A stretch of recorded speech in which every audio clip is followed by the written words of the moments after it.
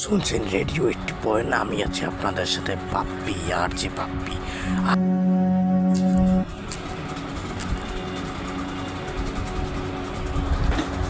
শুনছেন ভূত এফএম, আমি আছি আপনাদের সাথে আর যে পাপ্পি। বরিশাল থেকে আমাদের যারা ভূত এফএম প্রত্যেক পার্ট শুনেছেন তাদের জন্য আজকে আমার একটা ভূতের গল্প আছে, যেটা মেহেরপুর জেলার একটা অজপাড়া গ্রাম, নাম ধরো নাকনা বিলের ধারে।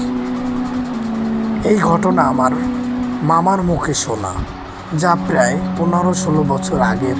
আমাদের গ্রামে একটা পুরনো পাকুর গাছ আছে বিলের পাশে। সবাই বলে ওই গাছের নিচে সন্ধ্যার পর গেলে নাকি কেউ আর ঠিকঠাক বাড়ি ফিরতে পারে না। আমি এসব বিশ্বাস করতাম না। একবার গ্রামে ঈদের সময় গিয়েছিলাম বন্ধু বান্ধব মিলে। রাতে গল্প করতে করতে চ্যালেঞ্জ হলো কে ওই পাকুর গাছের নিচে গিয়ে 5 মিনিট দাঁড়িয়ে থাকতে পারে। আমি সাহস করে গেলাম। তখন প্রায় রাত 11টা বাজে। চারপাশে ঝিঝি পোকার শব্দ, অন্ধকার আর বাতাসের একটা ঠান্ডা শিরশিরের ভাব। গাছের নিচে দাঁড়িয়ে বুঝলাম কিছু অস্বাভাবিক লাগছে। বাতাস থেমে গেল, পাখির ডাকও নেই। হঠাৎ মনে হলো পিছনে কেউ দম ফেলছে। ঘাড় ঘুরিয়ে দেখি এক মহিলা, কুৎসিত চেহারা, চোখ দুটো একদম লাল, শরীরের আধা দেখা যাচ্ছে যেন কুয়াশার মতো। তিনি আস্তে আস্তে বললেন, তুইও আসলি? এতদিন তোকে ডাকি ডাকি মুখ কালো হলো।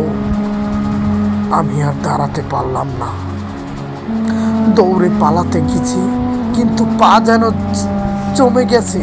চারপাশে দেখি বিলের পানি উঠে গেছে গাছ পর্যন্ত, অথচ দিনের বেলা ওই বিলের প্রায় শুকনো থাকে। যেভাবে হোক পড়ে গিয়ে আমি পালালাম। পরের দিন শুনলাম গ্রামের অনেকেই বলে ওই গাছের নিচে এক সময় মহিলা বিষ খেয়ে মরেছিল। তারপর থেকে নাকি সে মানুষ যারা ওই গাছের নিচে দাঁড়ায় তাদের বা তো জ্বর হয় না হয় পাগল হয়ে যায়। আমি কখনো মনে করি সেদিন আমার সঙ্গে যা হলো সেটা কোনো কল্পনা না, বাস্তব ভৌতিক অভিজ্ঞতা।